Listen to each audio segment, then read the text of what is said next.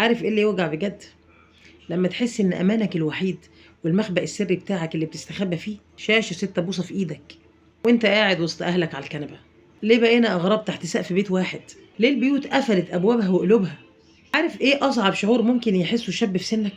انه يكون قاعد وسط اهله على نفس الكنبة وهو حاسس انه في كوكب تاني خالص، حاسس انه جواه كلام وحكاوي ومشاكل.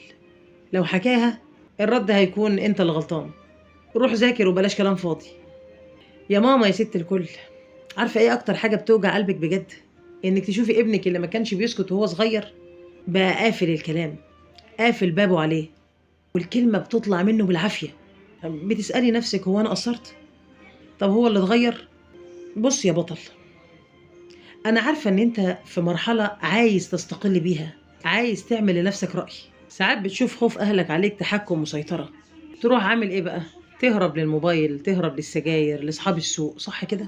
مجرد ان انت تلاقي مكان محدش بيتحكم فيك او محدش بيحكم عليك فيه. خليني اقول لك سر، الهروب ده بيخليك فريسة سهلة للشارع. الشارع مش هيطبطب عليك زي قلب امك، السيجارة مش هتحل مشاكلك، هي بس بتخنق صوتك الحقيقي. يا ماما انا عايزة اقولك على حاجة، ابنك في السن ده مش محتاج محقق، محتاج صاحب، محتاج يحس ان هو لو غلط يجي يحكي لك وانت مش هتتغيري وانت مش هتزعقي. المراهق بيبعد لما يحس ان البيت بقى محكمة. حاولي تفتحي معاه مواضيع بعيدة عن المذاكرة، مواضيع بعيدة عن أصحابه، اسمعي منه عن أصحابه.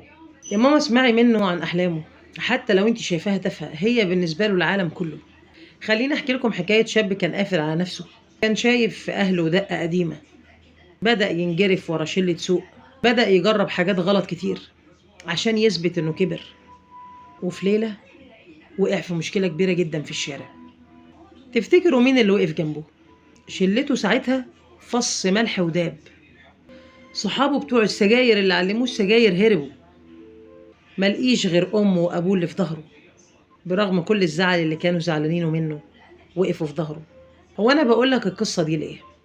عشان أقولك إن الأمان الحقيقي في البيت مهما حصل، وعشان أقولك يا أمي إن الصبر هو المفتاح. ابنك مش عدوك، هو بس تايه. أنا هنا في صفحتنا وعي وبساطة، مش مدرسة. أنا أختكم الكبيرة. عايزة لما الفيديو ده يخلص الشاب اللي بيسمعني يقوم يبوس ايد امه، وعايزة الام لما تخلص الفيديو تقوم تاخد ابنها في حضنها من غير ما تسأله كنت بتعمل ايه. افتحوا البيوت، اتكلموا، بلاش نخلي السوشيال ميديا هي اللي تربي ولادنا. انا هفضل معاكم في السلسلة دي وهنتكلم عن كل الملفات اللي ما اتكلمناش فيها قبل كده، هكون معاكم خطوة بخطوة لحد ما نرجع الدفا تاني لبيوتنا. اكتبوا لي في التعليقات ايه اكتر كلمة بتضايقكم لما تفتحوا الكلام مع بعض، وخلونا نحاول نلاقي لها حل سوا.